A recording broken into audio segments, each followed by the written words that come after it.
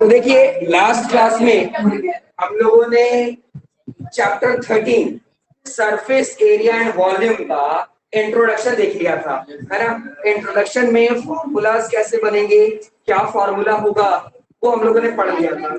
आज हम लोग एक एक करके क्वेश्चंस लगाना शुरू करेंगे और क्वेश्चन सब बनाने लगेंगे ना, तो हम लोग को और अच्छे से पता चल जाएगा कब कहाँ क्या यूज करना है। ठीक है, तो चलिए स्टार्ट करते हैं। तो देखिए एक्सरसाइज 13.1 का पहला क्वेश्चन क्या है। तो देखिए 13.1 का पहला क्वेश्चन है कि प्लास्टिक बॉक्स, ठीक है, कैसा बॉक्स है हमारे पास, प्लास्टिक बॉक्स है जो कि है 1.5 मीटर लॉन्ग, 1.25 मीटर वाइड और 65 सेंटीमीटर डेप्थ।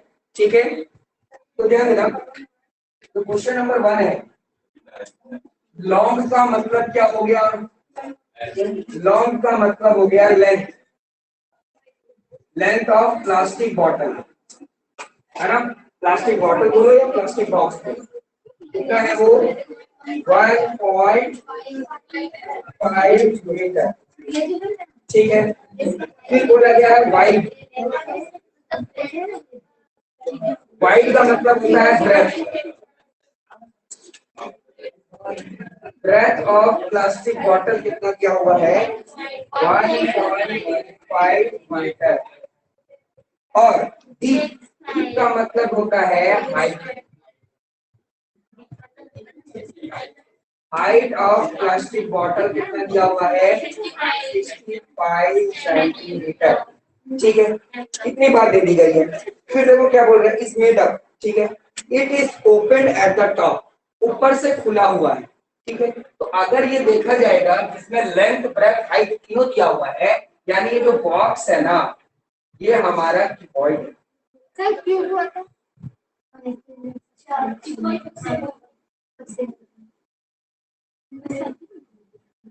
ठीक है, और इसका जो अपर वाला पार्ट है, यानी ये ऊपर वाला पार्ट है, ये ओपन है ना। और हम लोग एग्जांपल देख सकते हैं, वहां बहुत अच्छा एग्जांपल दिया हुआ है ना, यहाँ पर। ठीक, तो ये ऊपर वाला जो पार्ट है ये ओपन है। क्लियर हो गया मेरी बात। अब हम लोग को क्या बोल रहा है, ignore the thickness of the plastic. हाँ, हमें क्या करना है, एरिया ऑफ द शीट निकालना है, एरिया ऑफ द शीट। अब तुम लोग को याद होगा कि सर एरिया दो तरीके का होता है, ठीक है, एक लैटरल सरफेस एरिया और एक टोटल सरफेस एरिया। बुक में कहीं बोला है लेटरल सरफेस एरिया, तो अल्टीमेटली क्या निकालेंगे, टोटल सरफेस। ठीक है, यानी सारे का पार्ट निकालना, इतनी बात समझ में आ गई। लेकिन सारे में एक बात ध्यान देना, ऊपर वाला नहीं चाहिए हमें, है ना। तो मेरी बात को ध्यान से समझ रहा कि अगर हम लोग area of plastic, area of plastic box निकाले, तो असली तो हम लोग क्या निकाल रहे हैं, टीएसए, है ना, टोटल सरफेस एरिया। ये यहाँ पर लिखना चाहिए हमको, ठीक है, टीएसए, ए का मतलब क्या हो गया एरिया, ठीक है, टोटल सरफेस एरिया। तो टोटल सरफेस एरिया का मतलब क्या हो गया 2LB plus BH plus HL, एक तो होगा, लेकिन एक बात ध्यान देना, 2LB plus 2BH plus 2HL का मतलब क्या हुआ, 2LB है ना, 2BH है और 2HL है। लेकिन ध्यान देना हमको इसमें ऊपर वाला पार्ट तो चाहिए नहीं, ऊपर वाला पार्ट तो चाहिए नहीं, है ना। तो आपके पास दो तरीका है, या तो आप टोटल सरफेस एरिया लिख करके माइनस LB कर दो, ये कर दो, या तो आप जब लिख ही रहे हो तभी आप बता दो कि 1LB 2BH और 2HL। मेरी बात समझ में आई कि नहीं, समझ में आया। या तो आप क्या कर दो, पहले सब निकाल लो टोटल और उसमें से ऊपर वाले को माइनस कर दो, ऊपर वाला जो है उसको हटा दो, है ना। और या तो फिर आप ये बता दो कि हमको लेंथ चाहिए, दो हाइट और लेंथ चाहिए और एक LB चाहिए। एक LB क्यों, नीचे वाला जो पार्ट है वो एक LB तो कहला रहा है। मेरी बात समझ पा रही कि नहीं। जनरली इस बच्चे जो बनाते हैं वो ये वाला चीज फॉलो करते हैं, आप दोनों में से किसी एक चीज को फॉलो कीजिए। अब बहुत ही इंपॉर्टेंट बात एक और भी क्या है कि लेंथ आपका मीटर में है, ब्रेथ आपका मीटर में है, लेकिन हाइट आपका सेंटीमीटर में है। तो या तो सबको सेंटीमीटर में रखो या तो सबको मीटर में रखो। तो देखो पहले से ये लोग तो मीटर में है, तो इसको भी मीटर में ही कर देते हैं। अब मीटर में कर देते हैं तो मैं कन्वर्जन आप लोगों को बताया था, है ना। यानी हमको सेंटीमीटर से कहाँ जाना है, मीटर, मतलब सेंटीमीटर से मीटर के पास जाना है। याद करो हम लोग को किधर जाना है, लेफ्ट साइड जाना है। क्या करेंगे हम लोग, डिवाइड, ठीक है, 65 डिवाइडेड बाय 100 तो कितना है ना, आंसर कितना आ जाएगा 0.65 मीटर। पहले ये सेंटीमीटर में था, अब उसको किस में कन्वर्ट कर दिया गया, मीटर। किसी को डाउट है, अब तो और इजी हो गया, वैल्यू सब्स्टिट्यूट करना है बस, और कुछ करना ही नहीं, ठीक है। ध्यान, 2 ब्रैकेट में लेंथ इनटू ब्रेथ, यानी लेंथ हमारा क्या है 1.5 इनटू ब्रेथ यानी 1.25 प्लस ब्रेथ हाइट, तो ब्रेथ कितना है 1.25 इनटू हाइट कितना है, अभी जो लोग निकाले है ना 0. प्लस हाइट कितना है 0.65 इनटू लेंथ 1.5, ये अंदर वाला हम लोग पर, ठीक है, माइनस ये लेंथ ब्रेथ। ये माइनस क्यों किया जा रहा पता है ना, इसके ऊपर वाला पार्ट हम लोग को नहीं चाहिए। डाउट है किसी को, पक्का सभी को समझ में आ रहा है, डाउट है किसी को, पक्का। चलिए, तो ये लेंथ है, लेंथ कितना है 1.5 इनटू ब्रेथ, हाँ 1.2, ठीक है।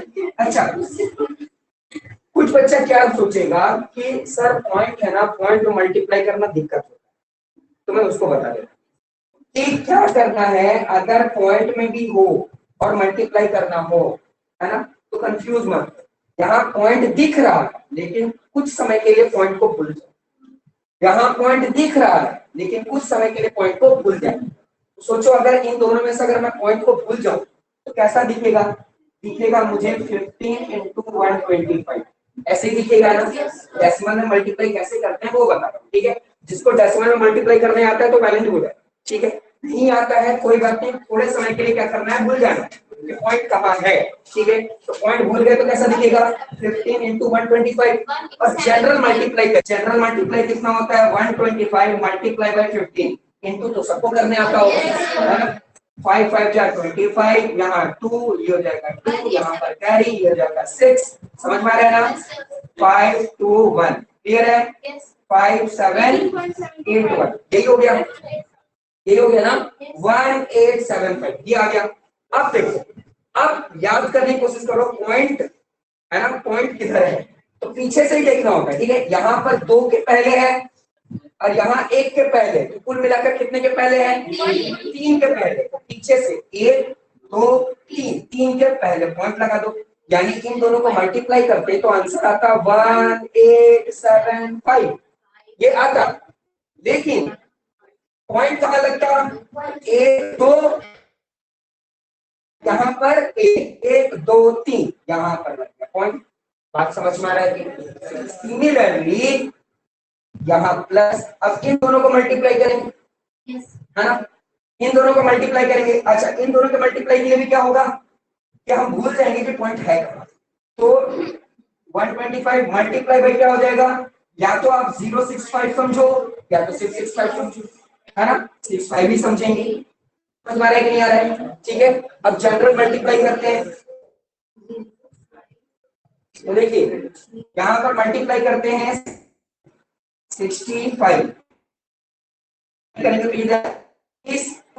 ये हो जाएगा 6, हाँ समझ में आ रहा है ना 30, और ये हो जाएगा कितना 12 15 1 6 7, समझ में आया, 25 2 10 12 6, ठीक है, 30 3 12 3 15 6 1 7, ठीक है, 5 2 11 1 8, समझ में आ गया, ये तो आ गया। यानी यहाँ पर क्या होगा 8125, तो ये फिर याद हम पॉइंट भूले थे, अब गिनते हैं पीछे से, देखो 1 2 1 2 यानी 4, है ना, तो पीछे से 4 1 2 3 4, यानी यहाँ पर पॉइंट, तो इसको यहाँ पर लगा दो, यहाँ समझ में आ रहा है ना। हम लोग क्या करेंगे, मल्टीप्लाई करेंगे,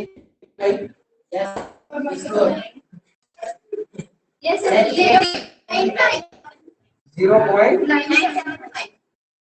समझ में आ रहा है ना।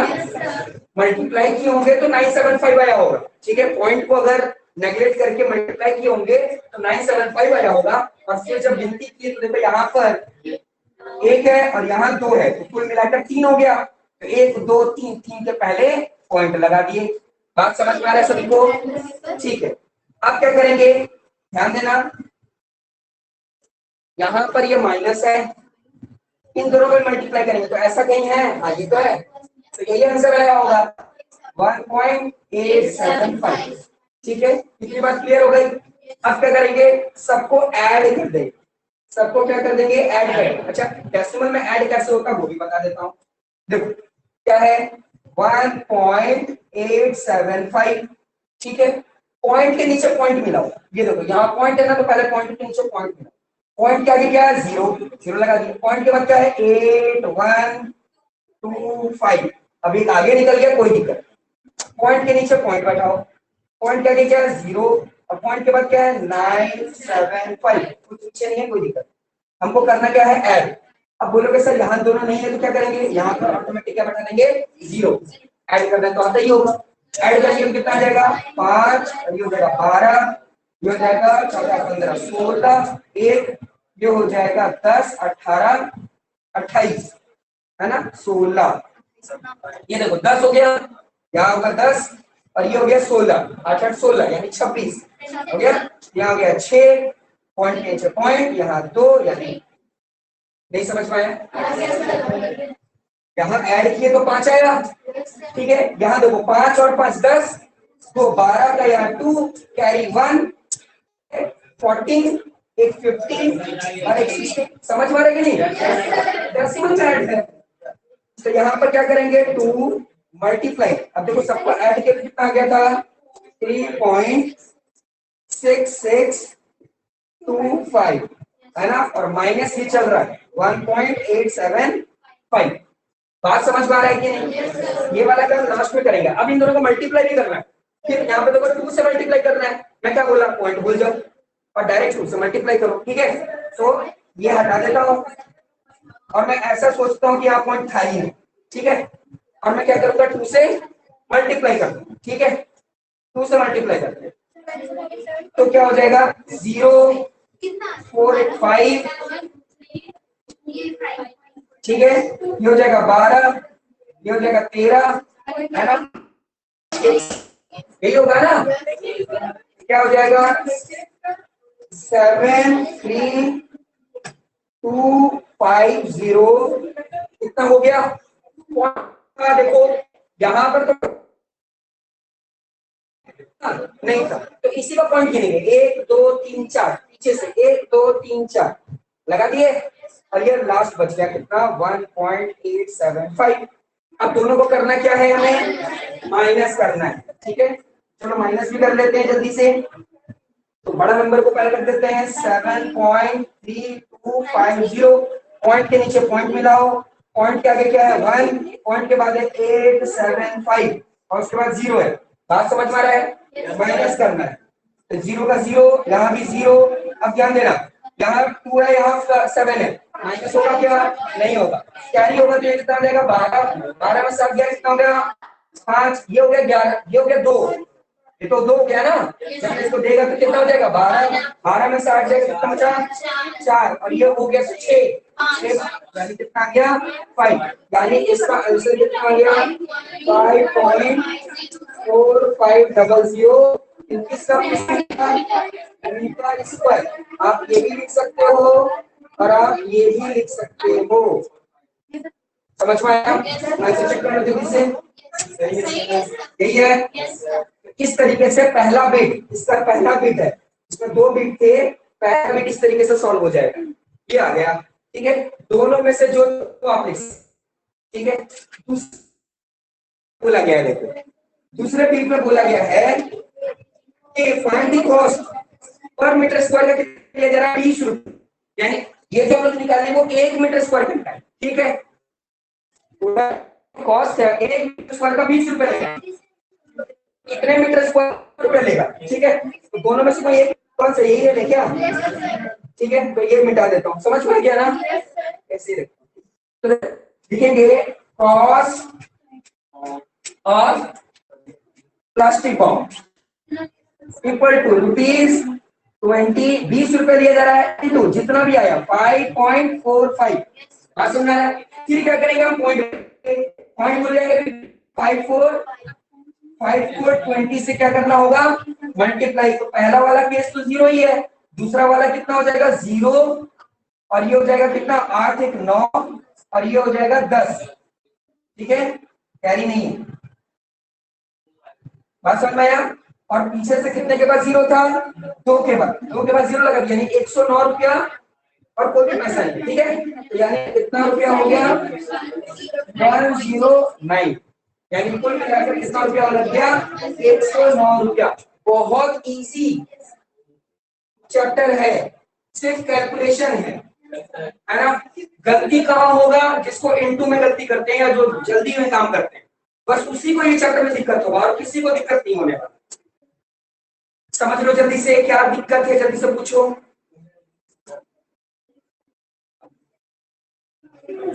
कोई दिक्कत नहीं है, सभी को समझ में आ गया। तो अब देखो मैं क्या करूंगा, अब मैं क्या करूंगा, नेक्स्ट जो जितने भी क्वेश्चन बताऊंगा ना, तो मैं आपका गिवन लिखवा दूंगा, मैं आपको फॉर्मूला लिखवा दूंगा, और मैं प्लॉट भी करवा दूंगा, उसका कैलकुलेट।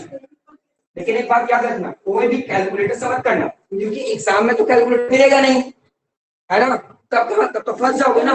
खुद से करने से क्या होगा, गलतियां निकलेंगी, गलतियां निकलेंगी तो उस गलती को तुम सुधारोगे, और सुधारोगे तो सीख जाओगे कि कहाँ मेरी गलती होती है और कैसे मैं सुधारता हूँ। अभी कैलकुलेटर से करते हो तो आंसर तो धड़ाधड़ सही ही आएगा, लेकिन एग्जाम के समय जब आपसे गलती होगा तो फिर आप उसको सुधार नहीं पाओगे। बात सबको समझ में आ गया ना, यहाँ पे किसी को डाउट है, ठीक है। चलिए तो क्वेश्चन नंबर 2 देखते हैं।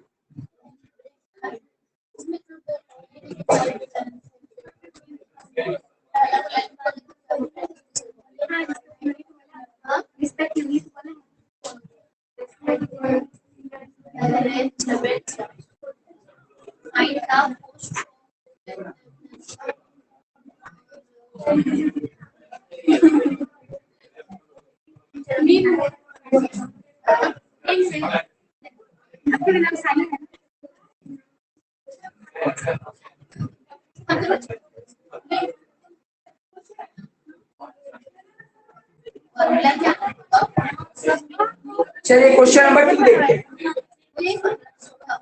देखिए क्वेश्चन नंबर 2 क्या है, मैं क्वेश्चन नंबर 2 पढ़ रहा हूं, आप लोग समझने की कोशिश कीजिएगा। मैंने क्या, देखिए क्या लिखा हुआ है, the length breadth and height of the room are 5 metre 4 metre and 3 metre respectively. अच्छा देखो, कहीं भी वर्ड रेस्पेक्टिवली होता है ना, इसका मतलब क्या हुआ कि जो लेंथ ब्रेथ हाइट तीनों को लगातार है, तो पहला वाले को पहला मिलेगा, दूसरा वाले को दूसरा मिलेगा, और तीसरे वाले को तीसरा मिलेगा। इसका मतलब ये हुआ कि लेंथ आपका हो गया 5 मीटर, ब्रेथ हो गया 4 मीटर, और हाइट हो गया 3 मीटर। क्लियर है, कोई डाउट है, ठीक है। फिर बोल रहा है find the cost of white washing. अच्छा व्हाइट वॉशिंग जानते हो क्या होता है, नहीं जानते। बहुत लोग अपने घर में पुट्टी करवाए होते हैं, है ना, तो जो पुट्टी करवाया जाता है ना, उसी को बोलते हैं व्हाइट वॉशिंग, ठीक है। तो व्हाइट वॉशिंग करवाया जा रहा है, ठीक है, of the wall and the ceiling. Obvious सी बात है, कोई भी अपने घर में पुट्टी क्या जमीन पे करवाएगा, तो बात ही अलग है जो जमीन पे भी करवा रहा है। बात अलग है कि जमीन में वो क्या करेगा, टाइल्स बिछवा सकता है, वो दूसरी बात है, लेकिन कोई भी इंसान ना जमीन पे पुट्टी नहीं करवाता, ठीक है। तो इसका मतलब क्या है कि एक हमारे पास इस बार ध्यान देना, इस बार क्या हुआ है कि हमारे पास जो घर है यानी जो रूम है, इस बार जो हमारा रूम होगा, ये हमारा रूम है, ठीक है। इसमें लेंथ दिया हुआ है 5 मीटर, ब्रेथ दिया हुआ है 4 मीटर, और हाइट दिया हुआ है 1 मीटर, 3 मीटर, ठीक है। ये है, बोला जा रहा है कि वो व्हाइट वॉशिंग वॉल करेगा, यानी चारों तरफ करेगा, और सीलिंग, सीलिंग इसको हम लोग क्या बोलते हैं, छत वाले को पार्ट को सीलिंग कहते हैं, ठीक है। इसको टॉप भी बोल सकते हैं और इसको सीलिंग भी बोलते हैं। तो सीलिंग करवाएगा। इसका मतलब कोई एक पार्ट नहीं करवाएगा। कौन सा पार्ट नहीं करवाएगा? नीचे ये फ्लोर वाला पार्ट नहीं करवाएगा, ठीक है। तो ये बॉटम नहीं करवाएगा, तो बात तो वही हुआ, एकदम क्वेश्चन नंबर 1 में जैसा हो गया, लेकिन पूरा नहीं है। क्वेश्चन नंबर 1 में टॉप नहीं था, इसमें बॉटम नहीं है, लेकिन आंसर में माइनस एल बी ही करेंगे। एल बी है ना, यानी लेंथ ब्रेथ। तो इस केस में क्या होगा, हम लोग लिखेंगे length of room equal to 5 metre, breadth of room 4 metre, height of room equal to 3 metre, ठीक है। हम लोग को क्या निकालना है, total surface area of room, ठीक है। तो ध्यान देना, टोटल सरफेस एरिया में क्या होगा, 2 LB plus BH plus HL minus LB। तो बताओ जी फरहान, हम लोग माइनस LB क्यों कर रहे हैं?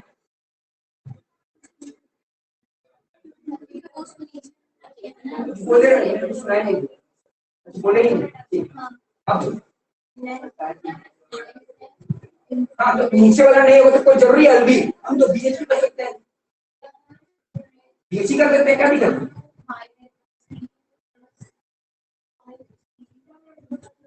तुम बताओ,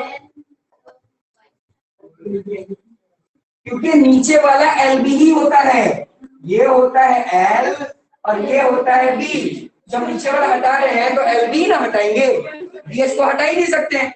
बात समझ में आ रहा है कि नहीं आ रहा है? जा रहे दिमाग में?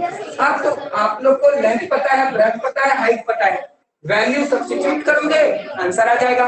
कॉस्ट भी निकालने बोला है क्या?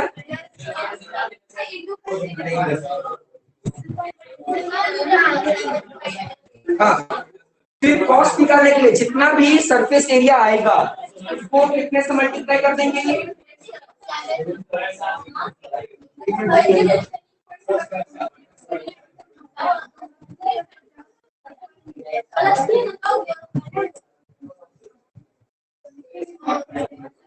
₹7.50, यानी 7.50 से मल्टीप्लाई कर देंगे तो रुपीस में आ जाएगा। बात समझ में आ रहा है? किसको डाउट है ईमानदारी से बताओ, को डाउट है किसी को? उधर सबको समझ में आ रहा है? सबको समझ में आ रहा है? तुम्हें भी आलिया, तुम्हें कोई डाउट है? किसी को डाउट? चलिए, तो बहुत अच्छी बात है। तब ये क्वेश्चन सॉल्व अभी कीजिए या घर में कीजिए, कल मैं चेक करूंगा। हो गया क्वेश्चन नंबर 3, बताओ तो। Question number 3 most important question है। अगर एमसीक्यू नहीं होता तो मैं इसको मोस्ट इंपोर्टेंट लगवाता, लेकिन अब एमसीक्यू है तो नहीं बताया जा सकता। चलिए क्वेश्चन नहीं बताया। टर्म 2 का है ना, पॉलिटिकल। क्वेश्चन नंबर 3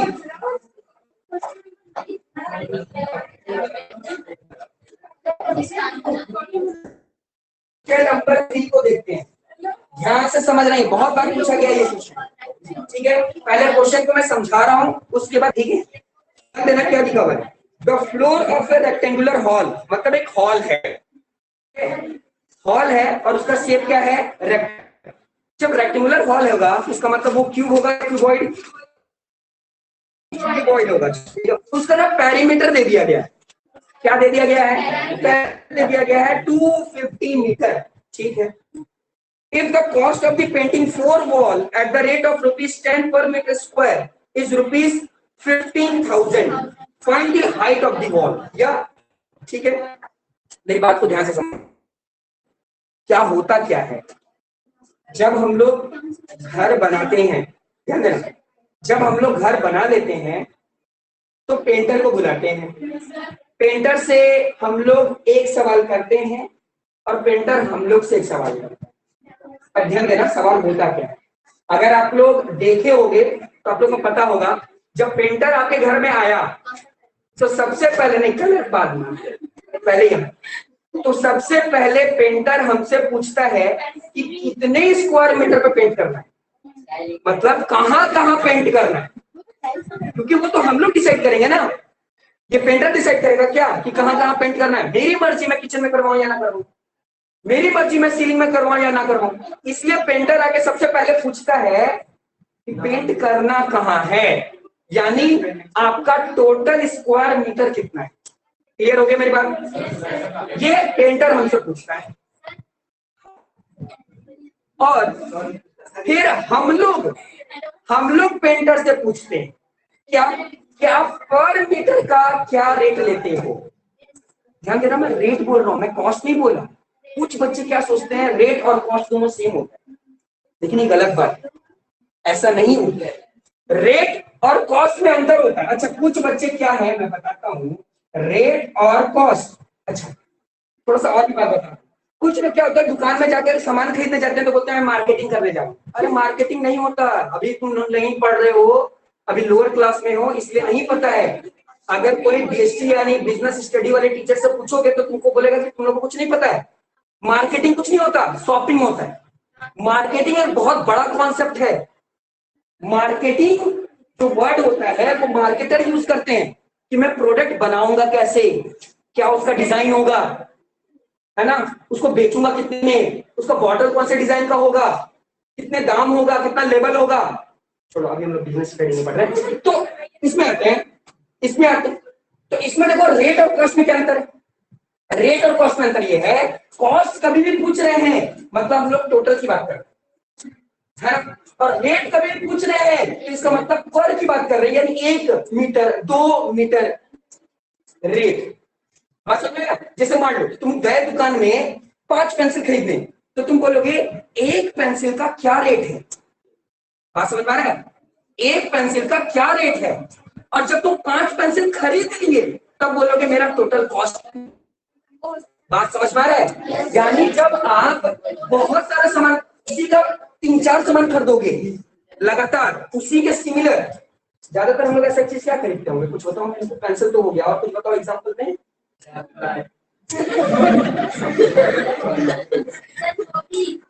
हाँ, कॉपी का बोल सकते हैं, है ना, कॉपी, क्योंकि हम लोग बहुत ज्यादा खरीदते हैं तो हम लोग पहले क्या बोलते हैं, एक कॉपी का क्या रेट है। ध्यान देना, एक कॉपी का क्या रेट है, या प्याज, बहुत अच्छी बात है ना, या अगर हम लोग ऑनियन भी खरीद रहे हैं तो 1 केजी जो क्या बोलते हैं ऑनियन होगा उसका क्या रेट है, और उसके बाद जितना भी हम लंबे लेंगे तब उसका क्या आ जाएगा, टोटल कॉस्ट है। बात समझ में आ गया? तो जब हमारे घर में कोई पेंटर आता है तो हम लोग पूछते हैं कि आप पेंट करने का पर मीटर स्क्वायर आप क्या रेट लोगे। अच्छा, रेट को चार्ज भी कह सकते हैं। बात समझ में आ रहा है? ये चीज होता है। अब वो बोलेगा कि 1 मीटर का मैं 10 रुपए लूंगा, 20 रुपए लूंगा, जो भी लूंगा। अब इतनी बात समझ में आ गई। अब जो हमारे बुक में दिया गया है वो क्या है, बुक में दिया गया है, बुक में क्या दिया, ध्यान से समझना। बुक में बोला गया है कि जो हमारे पास पेंटर आया, जो हमारे घर में पेंटर आया वो 10 रुपया पर मीटर स्क्वायर के हिसाब से, यानी रेट से वो पैसा चार्ज किया, और जब वो पूरा पेंट कर दिया घर को तब वो हमसे टोटल कितना रुपया ले लिया है, 15,000 रुपया, यानी 15,000 रुपीज वो ले लिया। बात समझ रहा है? अब ये ले तो लिया, लेकिन हम लोग को ये नहीं समझ में आ रहा है, हम लोग को लेंथ ब्रेथ होता है, यानी पेरीमीटर में लेंथ और ब्रेथ पता है, लेंथ ब्रेथ पता है, लेकिन हम लोगों को हाइट नहीं पता कि वो कितने हाइट में पेंट किया। ये सीखना बहुत जरूरी है, क्यों, आप लोगों के लिए, क्योंकि बहुत सारे पेरेंट्स ना जानते हैं ये सारी बातें, लेकिन फिर भी तुम ही लोग से सवाल करेंगे देखने के लिए कि क्या मैं अपने बच्चे को पढ़ा रहा हूँ, नॉर्मल नॉलेज है कि नहीं। अब क्या होता है, किसी किसी के पेरेंट्स क्या करते हैं घर में ऐसे ही अगर बैठे हुए हैं तो बोलते हैं कि बाबू अगर 1 केजी प्याज का दाम 40 रुपया है तो 2.5 केजी प्याज का दाम कितना होगा। कुछ बच्चा पूरा कंफ्यूज, सर पापा क्या पूछ लिए आप। और अगर आप पापा को ऐसा बोल रहे हो तो पेरेंट्स को गुस्सा तो आया नहीं।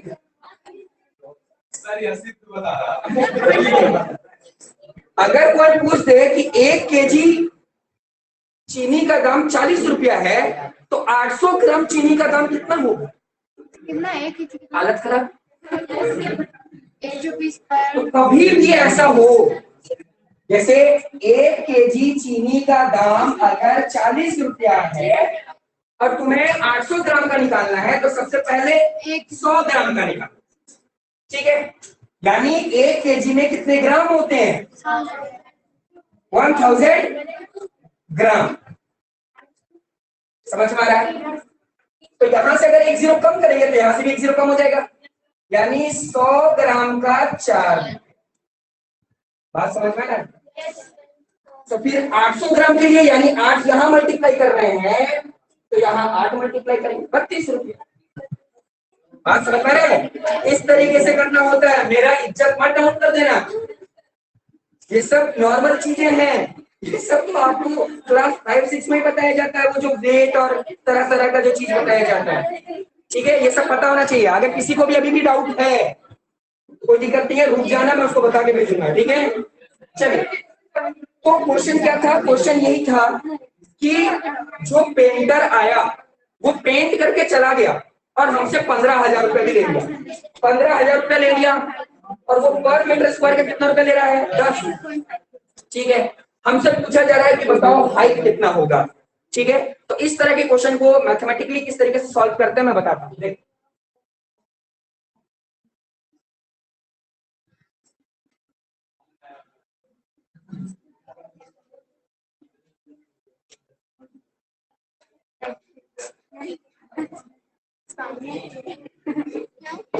तो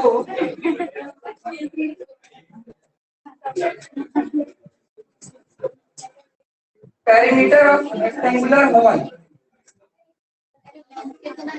कितना है? 250 मीटर। इसी के अंदर लेंथ और ब्रेड्थ छुपा हुआ है, वो अलग से बताया नहीं, ठीक है? अच्छा, अभी मैं बता रहा हूँ कैसे। जो रेट है वो क्या है? 10 रुपीज पर मीटर स्क्वायर। और टोटल कॉस्ट कितना मेरे से चार्ज किया गया है? ₹15,000, ठीक है? अब इस हिसाब से कैसे, ध्यान देना, वहां साफ साफ बोला गया है कि 4 वॉल को पेंट किया गया है ना? तो area of 4 wall, area of 4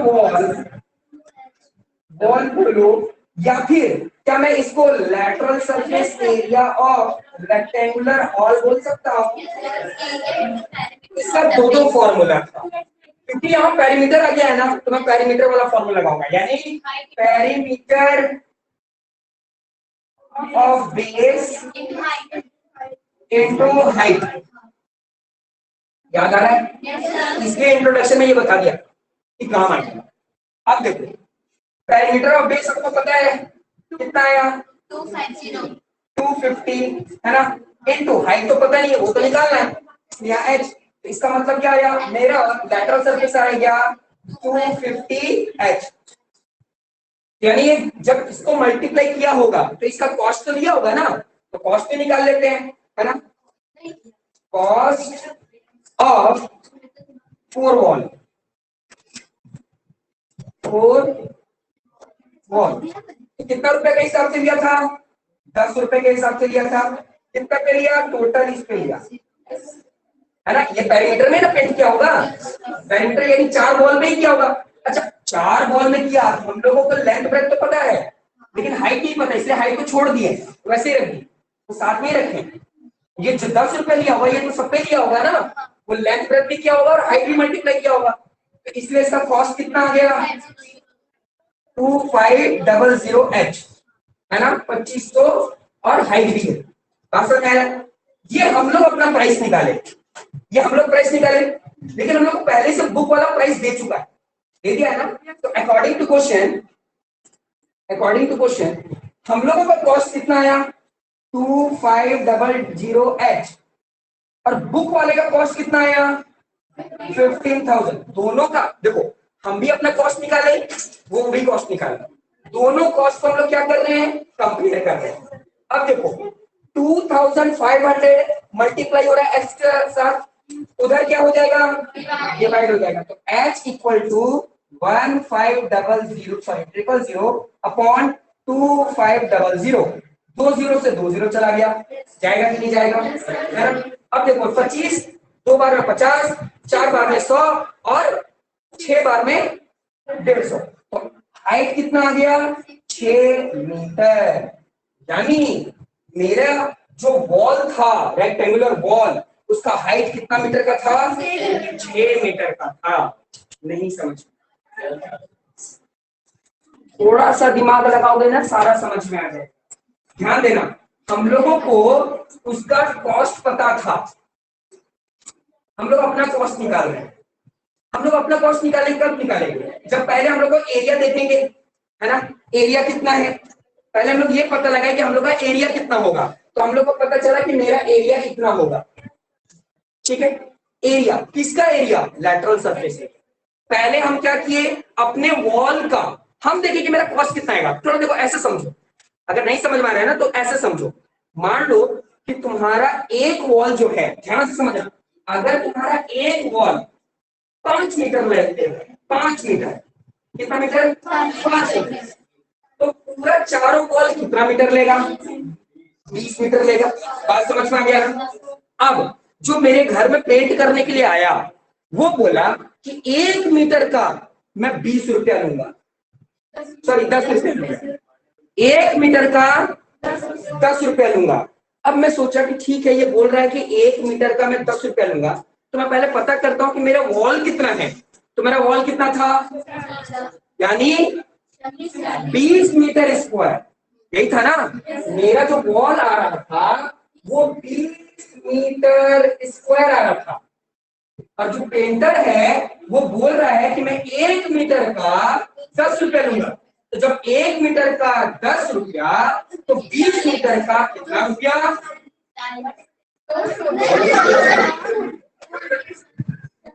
200 rupees. बात समझ में आ रहा है, इसको क्या किया हम, 10 से मल्टीप्लाई कर दिए। लोग को समझ में आ रहा है कि नहीं।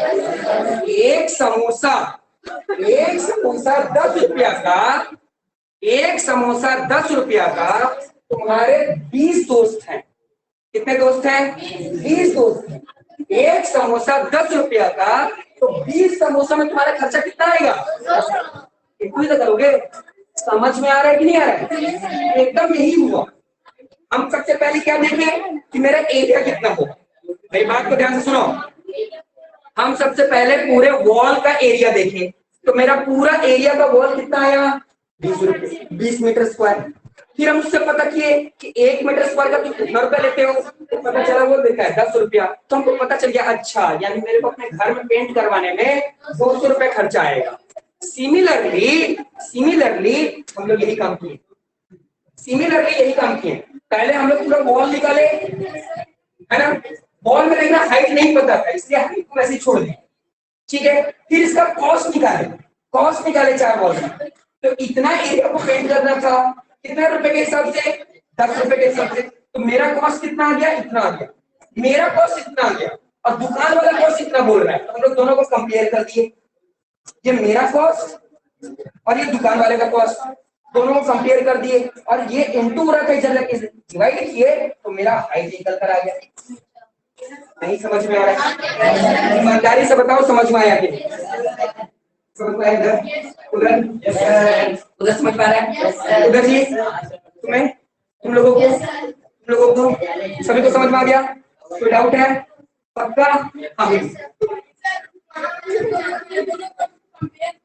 हाँ, क्योंकि एक कॉस्ट को दूसरे कॉस्ट से कंपेयर किया जाता है।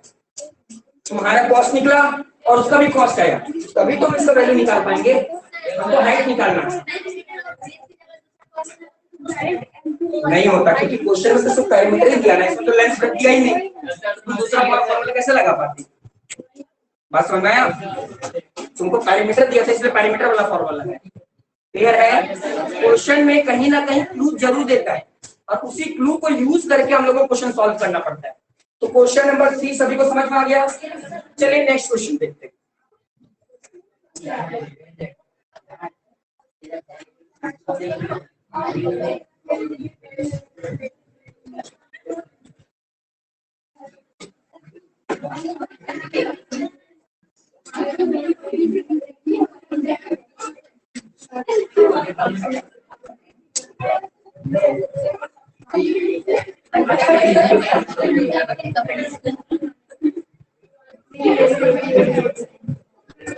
चलिए क्वेश्चन नंबर 4 देखते हैं। क्वेश्चन नंबर 4 क्या है? देखिए क्वेश्चन नंबर 4 क्या लिखा हुआ है? The paint in a container, ठीक है, certain container is sufficient to paint an area equal to 9.375 meter square. How many brick of dimension 22.5 centimeter, 10 centimeter and 7.5 centimeter can be painted out of this container? अब ध्यान से समझो, ध्यान से समझना। एक ब्रिक है, ब्रिक यानी ईंटा को तुम देखोगे तो एक ईंटा जो होता है ना वो हम लोग को जनरली कौन से शेप का दिखता है? ठीक है, जिसका लेंथ कितना दिया हुआ है 22.5 सेंटीमीटर, ब्रेथ कितना है 10 सेंटीमीटर और हाइट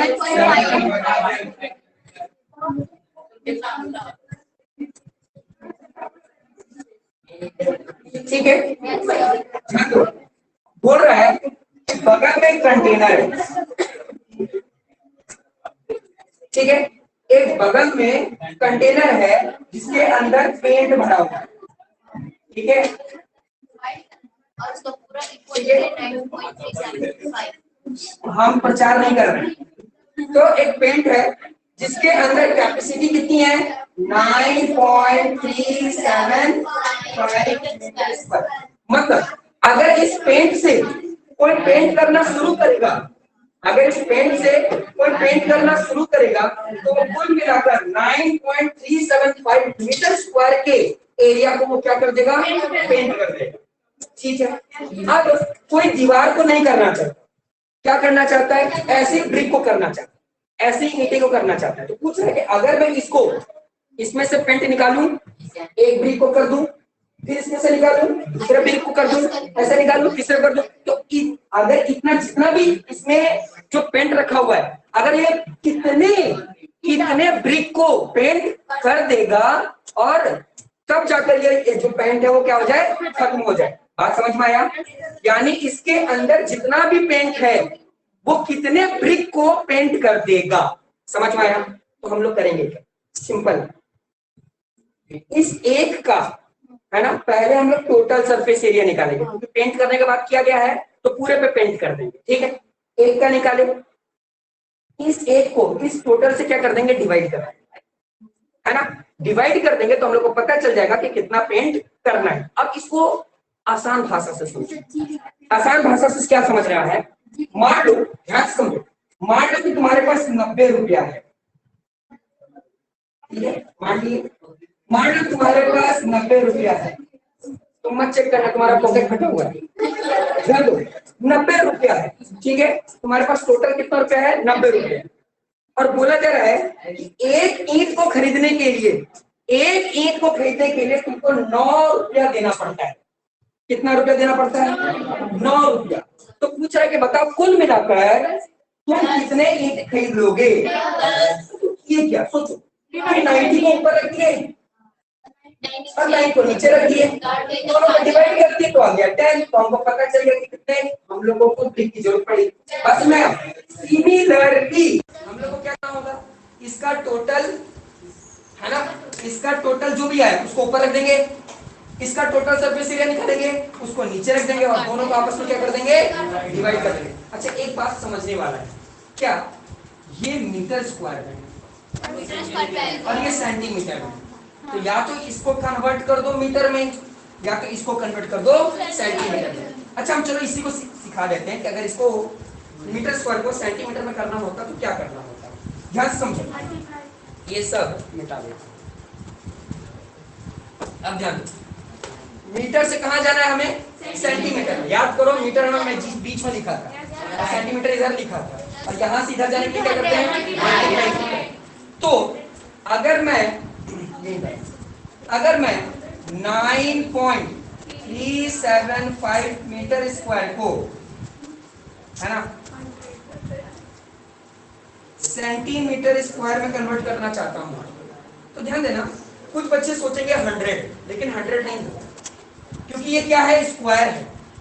तो क्या करेंगे हम लोग, इसी नंबर को 100 इंटू 100 करेंगे, क्योंकि स्क्वायर है ना, तो 2 बार 100 मल्टीप्लाई होगा।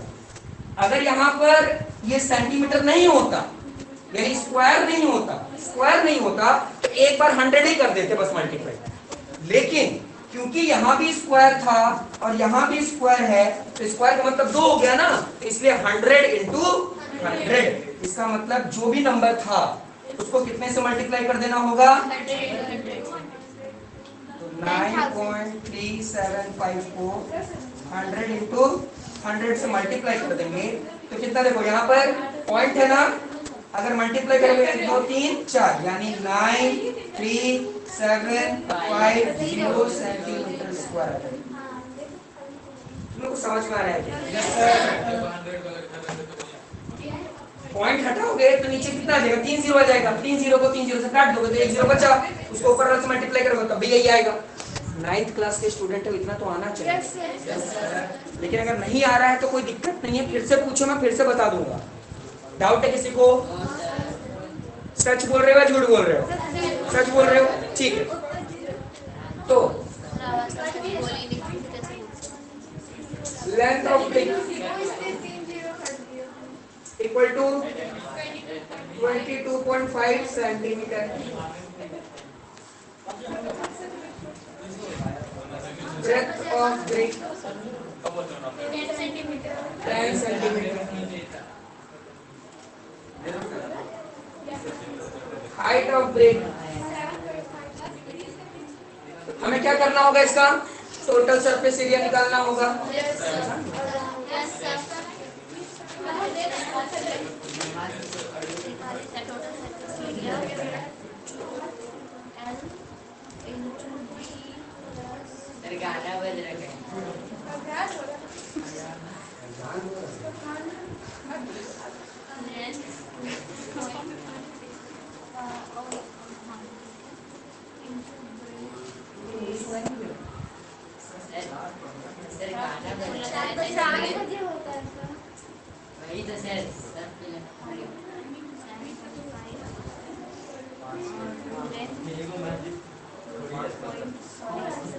दूर से ही आता है।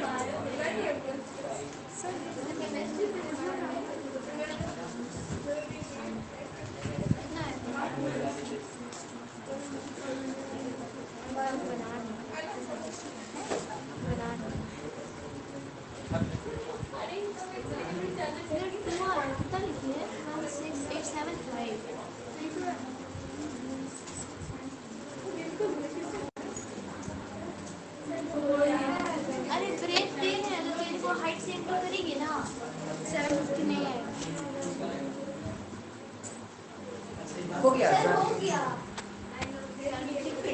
पक्का?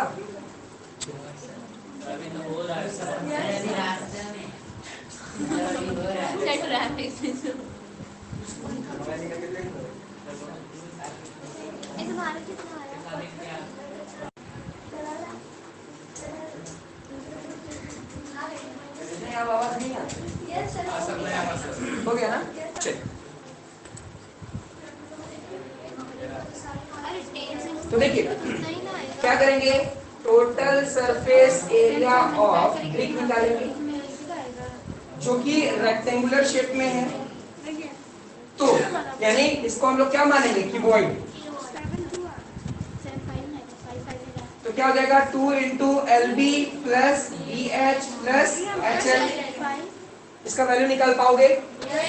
लेंथ भी तुमको पता है, ब्रेथ भी पता है और हाइट सबको मल्टीप्लाई करके जितना भी आंसर आएगा उसको फिर बाद में 2 से मल्टीप्लाई भी करना होगा। समझ में आ गया? लेकिन हमें क्या निकालना है? नंबर ऑफ ब्रिक्स, कि ये पेंट कुल मिलाकर कितना ब्रिक को क्या कर देगा? पेंट कर देगा। तो दोनों को क्या करना है? डिवाइड करना है। कैसे लिखेंगे? लिखेंगे number of brick equal to number of brick equal to क्या है क्वेश्चन में देखो।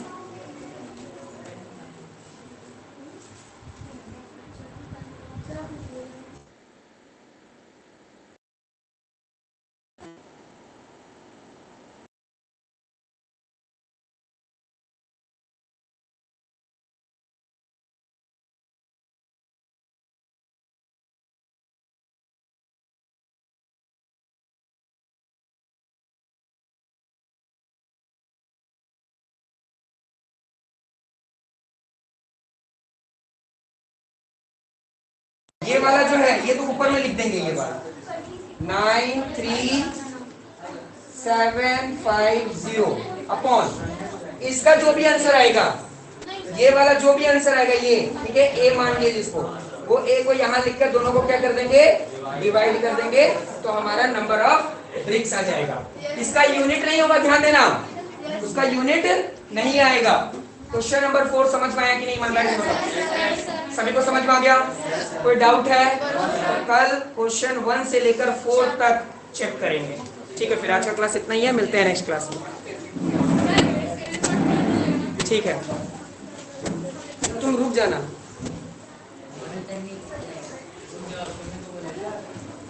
इसको चिपका दे, ठीक है ना? तो ये फट जाएगा।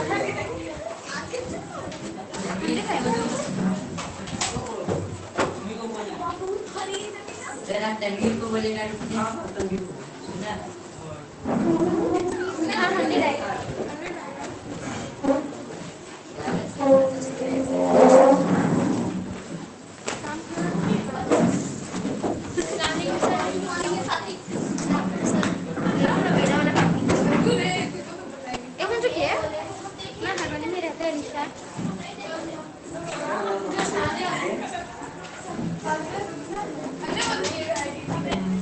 ये इसका है ना? चली गई।